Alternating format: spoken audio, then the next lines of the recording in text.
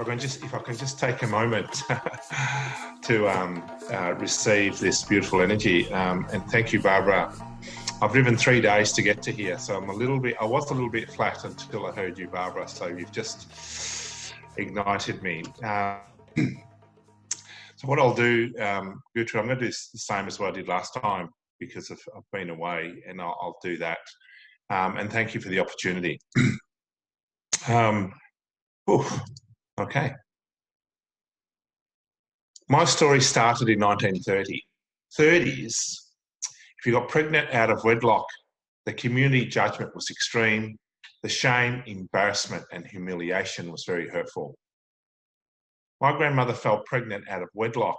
This forced my grandmother and grandfather to marry. That's how my father came to be. He was born on the 3rd of July, 1930.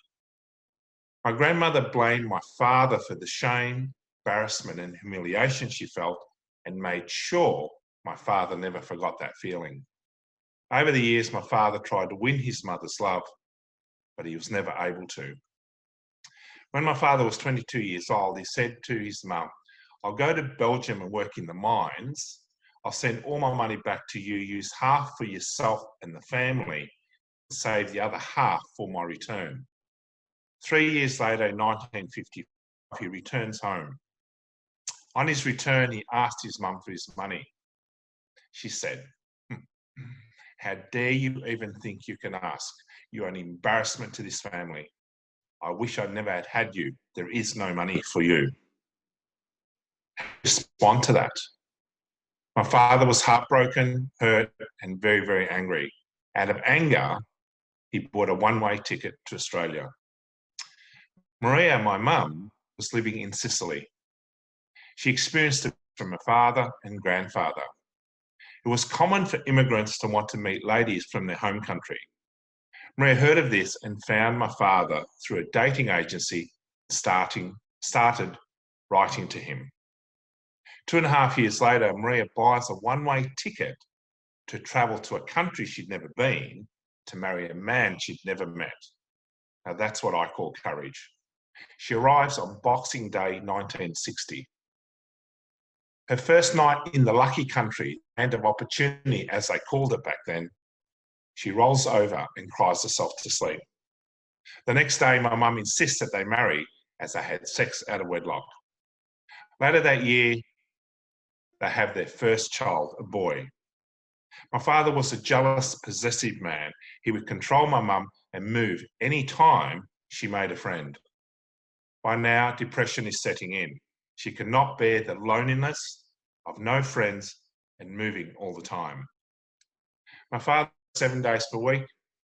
My mother pleads with my dad to spend 1 day per week with her as she was so lonely and isolated. My father became angry and said, "How dare you? I'm working hard for the family. Why do you not appreciate this?" How much pain must a woman be in to be 7 months pregnant with a second child and decide to end her life? She decided to end her life by jumping into a well. As she was about to jump, my father grabbed her by the hair and threw her to the ground.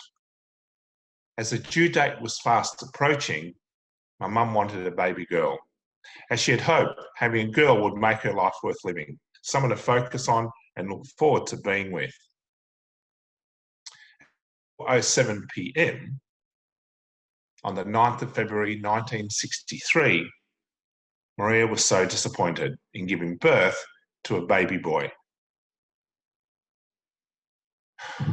That was me. My mum wished for a baby girl. My mum wish for a baby girl happened on the 15th of August 1966. She gave birth to a healthy, beautiful baby girl, Anna Maria, my sister. In the 60s, it was common for women to prop a bottle up with a pillow while feeding a baby and leave the room. This is how my mum was shown in Australia anyway. On the 2nd of August 1966, she did just that. She gave Anna Maria the bottle, propped it up with a pillow and left the room. When she came back, Anna Maria was choking on the milk. My mum became frantic, calling out for my dad. By the time the ambulance got Anna Maria to the hospital, some 45 minutes away, Anna Maria, my sister, choked on the milk and died. My mum overheard the doctor saying they will need an autopsy. My mum thought they were blaming her, as my mum couldn't speak English. I can't imagine the pain my mum was in. Losing a baby girl, feeling responsible, and living with a controlling, abusive man. 6 months later, just after my 4th birthday, I was home alone with my mum. I couldn't find her anywhere. I started searching for her. I found her on the bedroom floor, unconscious. I push, pull, wake up, mum, scared I didn't know what to do. Exhausted, I fell asleep on my mum. My dad found us when he came home from work. He called an ambulance and got her to the hospital where they pumped her stomach of the pills she overdosed on. To attempt to kill yourself in that time, they called you mad. My mum had lost her voice to my father forever. My mum was locked up in Mayday Hills Mental Institution in Beechworth, Victoria. I can remember looking at my mum through a 12 by 12 inch glass window as we were leaving Mayday Hills Mental Institution. I remember feeling her pain, her despair, her loneliness. She just wanted to come home with us. By the next year, my mum was on psychiatric medication. Both her and my dad were alcoholics. Mum and dad went into detox, and I got to stay at the O'Briens for 2 weeks. I can remember Mrs. O'Brien and her kindness. She asked me what I wanted to do, like no one ever asked me. One day, she took me bareback horse riding. That was so much fun, like wow, like I never got to experience anything like that. But one day, Mrs. O'Brien made me feel like a king. She was kind, gentle, and loving. Once we returned home, my father had neglected his duties as a dairy farmer. We found all our furniture removed from the house and stored in the garage. As I was the smallest child, my father put me through the window so I can unlock the doors. Not long after, 3 men pull up. I can see my father was angry as he confronted the men. They beat the shit out of him. He was no match for them. My mother pulled a knife out of the front of her dress and went the men as well. They knocked her out cold with one punch to the face. I was 5 years old. I had to do something, so I grabbed an axe and I gave the 3 men with the axe.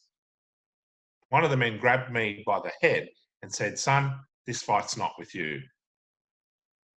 We were evicted. Mrs. O'Brien allowed us to sleep in her dairy, sleeping on the concrete floor until we found suitable housing some 10 kilometres closer to town. I'm now 6 years old, and my mum frantically asked me to help her. Eugene, help me, pray with me. We are all going to die. The world is going to end through a big flood. Please pray with me. I get down on my knees, terrified, and pray with her. I couldn't swim. I was so scared, but I could not show my mum that I was scared.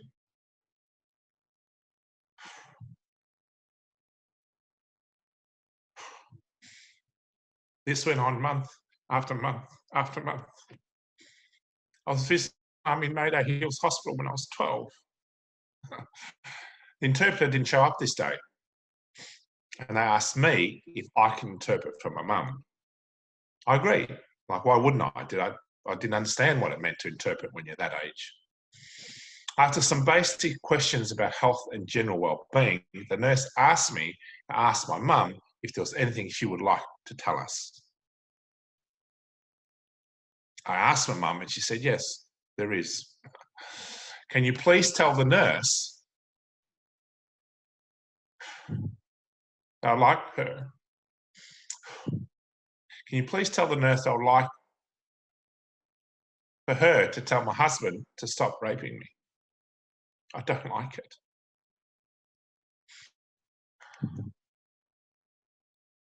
The nurse said, "Is there anything else?" My mum said no. And she said, "We'll see you next time." The sad truth was what my mum said was true. But because she was a paranoid schizophrenic, they didn't believe her. My father wanted sex and my mum would say no.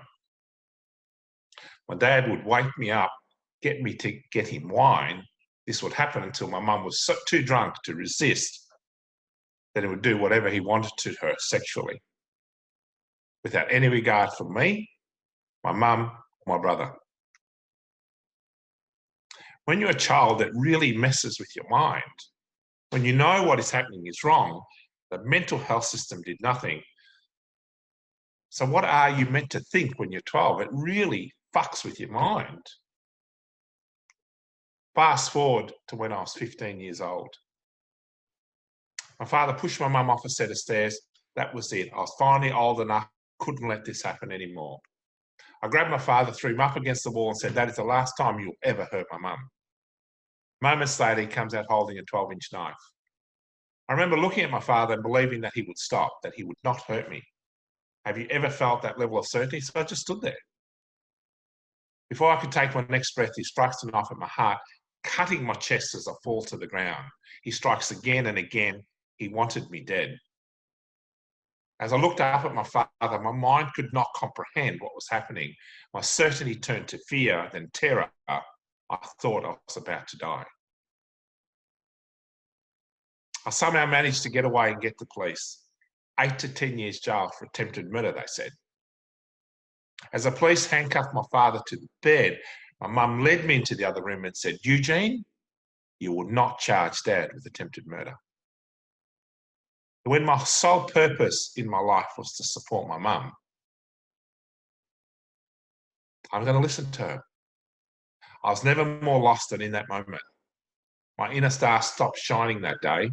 I don't know what took more of my life, my dad trying to kill me, my mum supporting him, or the police and the system doing nothing.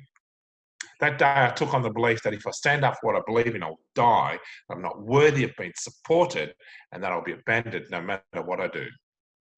Fast forward to 2020. I'm fired from my executive role, have an argument with my son, so I decide to leave my home. I said my and everyone's behaviour is not good enough. I get a phone call saying, this is on me, I need to fix it. I was so lost, I didn't know what to do, and my marriage was over. I recreated the same belief as when I was 15. The difference this time was, it's not my father trying to kill me, it was me. Since 1996, I've been searching for that feeling I felt when I was 5 years old. I've completed over 3,000 hours of therapy and personal development work trying to rebuild and unleash my inner so I could feel that feeling again. Would you believe it was ineffective?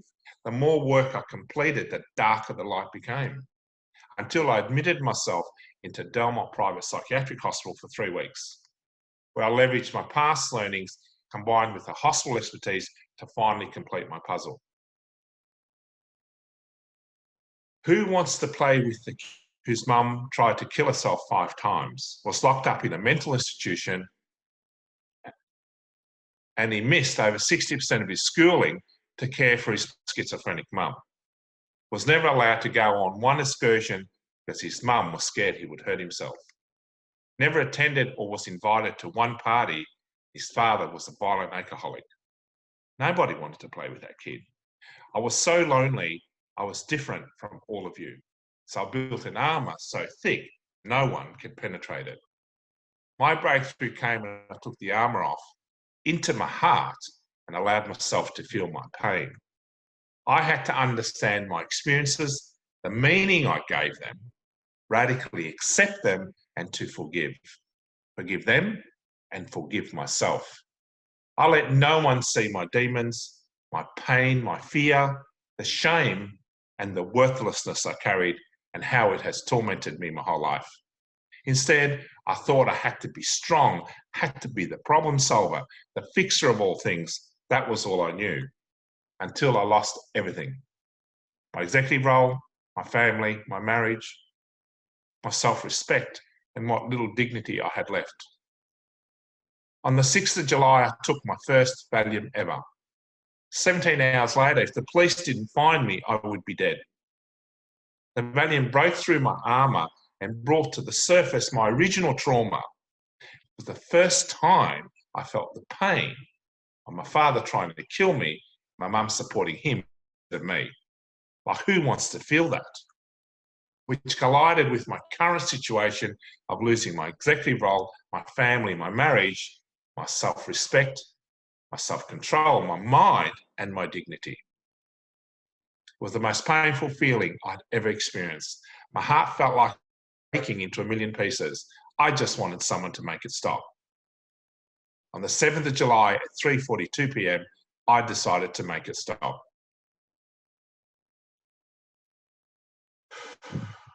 Erik Erikson talks about the 5 stages of human development.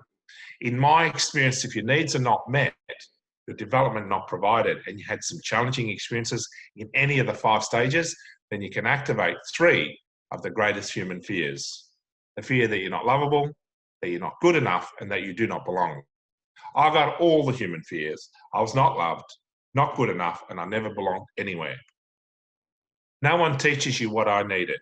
A one-stop shop for limiting beliefs, fear, trauma, or missing development. I searched for answers outside of myself and in others, but nothing I wanted was out there. I realized that you can't get rid of your experiences or your trauma. What you do is find the meaning you gave them, you neutralize them, and turn those little fuckers into your superpowers. I learned that I have to love myself before anyone can love me. I found my inner peace. I'm incredibly grateful for every experience as has shaped who I am today. I've lost 15 kilos. My blood pressure's plummeted from 210/130 at its highest to no longer needing my blood pressure medication. Who would have thought one act of kindness would change my life? That one day of kindness when I was 5 years old. I would not have known what to look for. I would have given up a long, long time ago. I am worthy, I am lovable, and I do belong. I've created a master blueprint on how to overcome limiting beliefs, fear, trauma, or missing development. If I can do this from where I came from, then it's possible for anyone, no matter what happened to you, to overcome limiting beliefs, fear, trauma, or missing development. My grandmother hurt my father, and my father hurt me and my mum. My great-grandfather and grandfather hurt my mum, and mum hurt me. I hurt my family and my children, and for that I'm truly sorry. If your needs are not met, your development not provided, and you had some challenging experiences in your development, then hurt people until they stop and love themselves first. Thank you.